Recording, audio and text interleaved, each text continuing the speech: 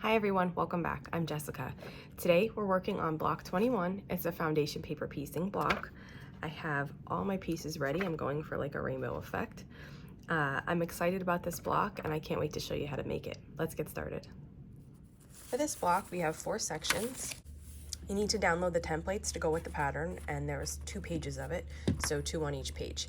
Each template produces an identical unit.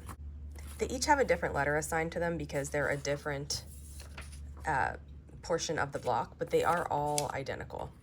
So we're going to start with the A, and I'm going to walk you through exactly how to make this block.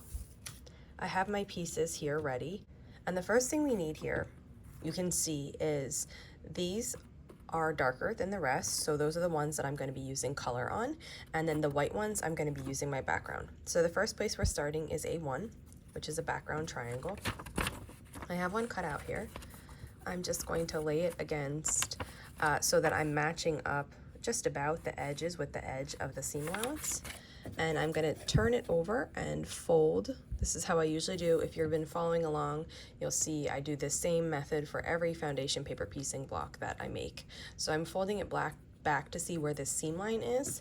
And then I'm going to take my next piece, which is a rectangle. It's the center of the Flying Geese unit. And I'm going to lay that so it's about 1/4 of an inch above that fold. That looks good to me. And then I'm going to hold it together and flip it over. And then we're going to sew along the line between A1 and A2. I'm turning my stitch length down here to between a 1.5 and a 1.8. I back stitch in the beginning and then stitch across, and I back stitch at the end too. And you'll see here where the seam line is, and I'm just going to cut to leave about 1/4 of an inch behind. And this is what the first piece then looks like attached. You can just finger press it open. You can use an iron too, whatever you prefer. And then if you'll look, we have A3 and A4. They're the sides of the Flying Geese. So I'm going to work on A3 first. I'm just folding this back along the seam line between the two. And then I have a smaller triangle that I will place there 1/4 of an inch above the line. And then I just flip it over, and we're going to sew on the line between A2 and A3. Again, I back stitch at the beginning and at the end of these. That's my preferred method. I think there are people who don't back stitch, quite a few, so it's up to you what you want to do. But I like that, how it comes out like that. And then I just fold it back, and I'm just going to trim away to leave 1/4 of an inch seam allowance behind. And when I finger press this open, you'll see that we have one side of our Flying Geese, and now we're going to do the other side. So I'm just going to turn it this way and finger press to mark that line and put my triangle 1/4 of an inch over, like that. And we're going to sew on the line between A2 and A4 now.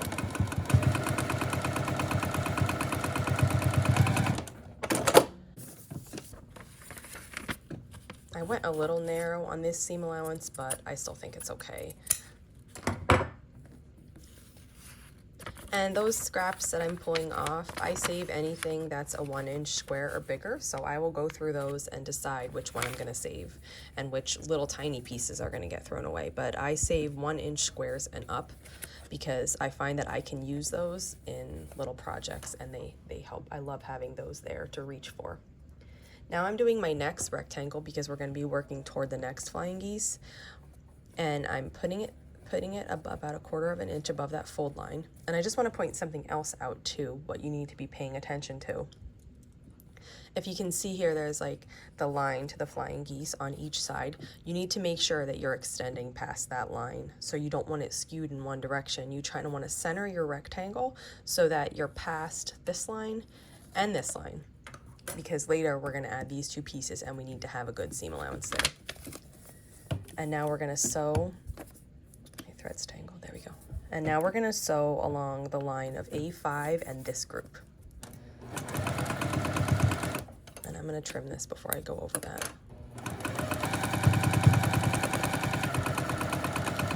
And if we did this right, we'll have a really nice point. So let's see. First, I'm going to trim this. I guess if you weren't sure you'd have a nice point, you wouldn't want to trim because you might have to seam rip. But I'm confident that we do. So there we go. We have a really nice point between the flying geese here and our next one. But if you did have to unpick this, you probably wouldn't want to have trim that first. So if you're not sure, open it up, take a peek, see what it looks like before you decide whether to trim or whether to unpick and try again. And now we're gonna work on the sides of the flying geese just like we did in the previous one. These blocks, they're very repetitive, but I find that's helpful when you're learning these techniques, to just have to do the same part over and over again. It builds your skills in foundation paper piecing. Now I have that side, and I'm gonna work on this side next.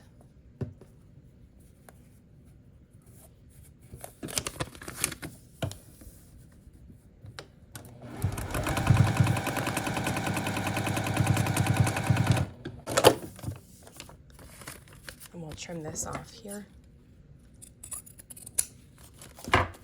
And then let's see how that one looks. Good so far. I'm going to just flip it over and do a little thread trimming on the back before I go on to the next portion. These I'll throw away. Okay, and now we're gonna work on the next one. So I'm folding that back, but also I folded it back so we know exactly where the line is, but when you're making flying geese, you know you need to be 1/4 of an inch beyond this point. So also you can judge it by looking at that. That helps too. And again, I'm making sure I'm like evenly placing this rectangle between both sides.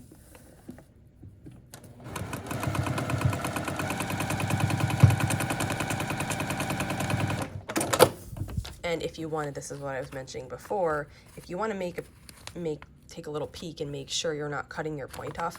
The thing is that with foundation paper piecing, if you're staying on the lines, you will not cut your point off. This is made to give you an accurate block. So if you know you stayed on the line, you don't have to worry about cutting this point off. That's a perk of foundation paper piecing. Everything is so exact that if you are staying on the lines, your block will be perfectly exact. And now we're working on this last one here, which is the same as before. We're doing the 2 sides.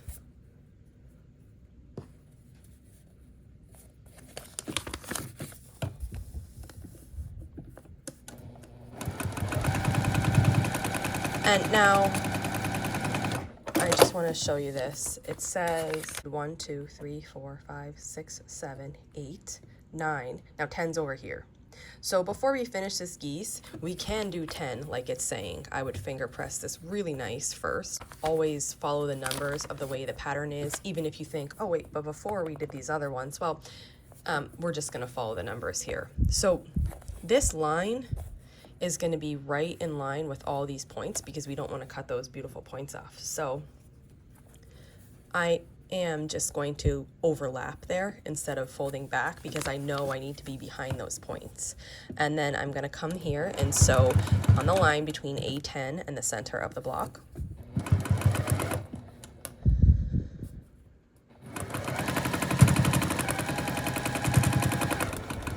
And as I approach the end, I'll slow down and backstitch. And then here, I'll just come up behind it and just cut these little bits off because they extend beyond 1/4 of an inch.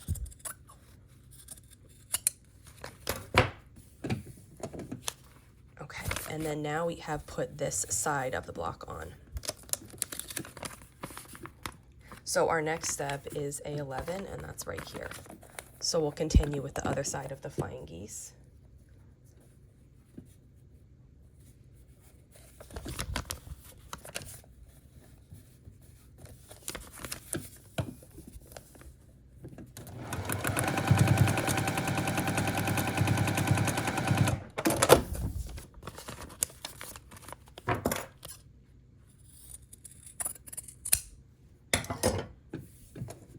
Okay, and that's looking really good. Now let's see where our next one is. A12 is here and A13 is the final triangle. So I'm gonna finger press this nice and we're gonna put on the other side triangle just like we did before. Now, when we sew this again, I could just fold this like I do, but I can tell because these points are here that I need to be 1/4 of an inch beyond the points, which means I need to essentially be even with the edge of the fabric here. But if you didn't find your lines straight like that, you could check it by folding it back like I usually do. And you can also kind of see here, if you'll look, here is the line I'm sewing on, but you can see my fabric extending. Look at the difference is about 1/4 of an inch at each side, which is what you want. So you can look if your piece is hanging over, that will help you know you're in the right spot too. And I'm sewing right on this line, so I'm making sure I'm not cutting off any of my points. And I'll trim this quick. This one's pretty exact for 1/4 of an inch. I just have these little triangles hanging over, so I'll get rid of those. And then we'll open it up and take a peek, and we can see that that looks really good. The points are looking nice. And the last step then is to add this final point right here. And I'm just gonna fold it back, but I do know that I need to be 1/4 of an inch above this center point also. And I'm gonna lay my final piece, which is colored, about 1/4 of an inch beyond that line. I'm just gonna trim this away quick. And then we're gonna sew on the last line here.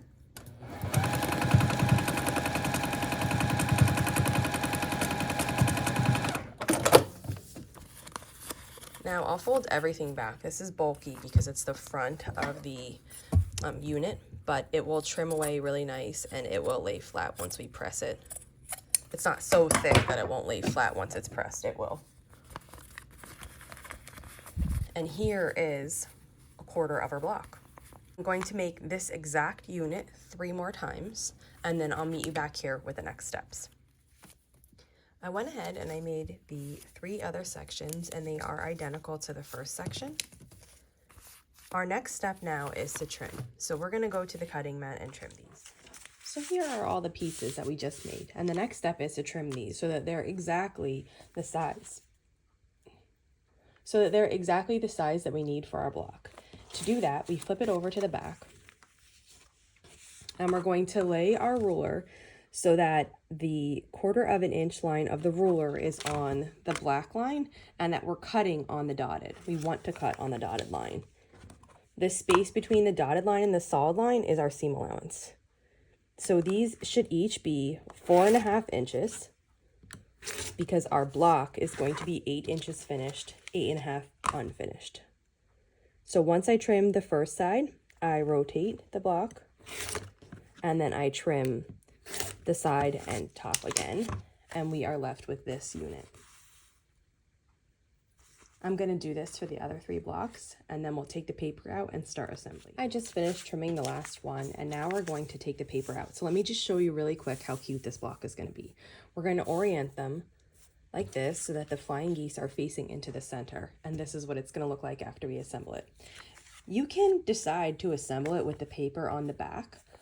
When you do that, it's a little bit trickier to remove the paper, but I've done that quite a few times and it works nicely, and you can still get the paper out even if you might need a pair of tweezers for the little seam allowance bits.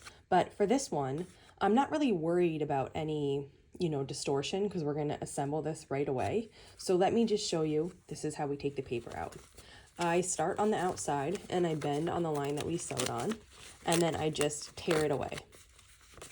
The reason I like to backstitch at the beginning and end of every seam line of this block is because when I'm taking out the paper, I am putting like a little bit of strain on the seam line, and I find that when I backstitch, you don't notice any difference. But before I started the backstitching, I did notice that the seam can like rip up a little bit.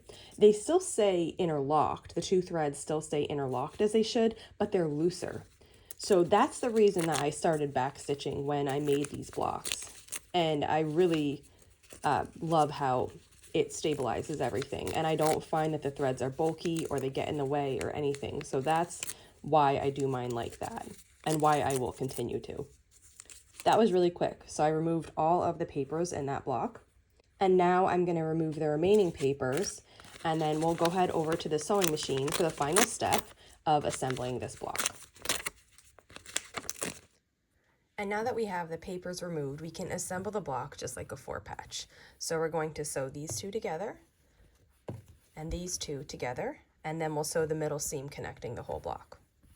Now that we're not foundation paper piecing, we can turn our stitch length back to the regular. I usually use about a 2. We don't need that tiny stitch length like we did when we were paper piecing. Okay, and we can just sew these two together with 1/4 of an inch seam allowance. And then I will sew the bottom two together. First, I'll get them lined up.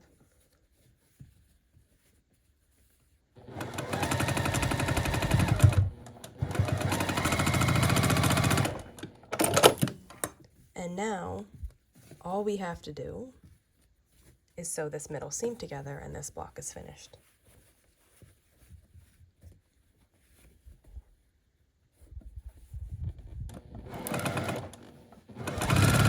I really like blocks with flying geese, and I love this one. For my book, Season to Taste, I did one quilt that was all a variation on a type of block like this in yellow and white, and it is one of my favorite quilts. And here's the block. This was a fun one to make and not too difficult. I hope you enjoyed making it. If you have any questions, just leave them in the comments below, and I will see you back here tomorrow for block 22. Thanks.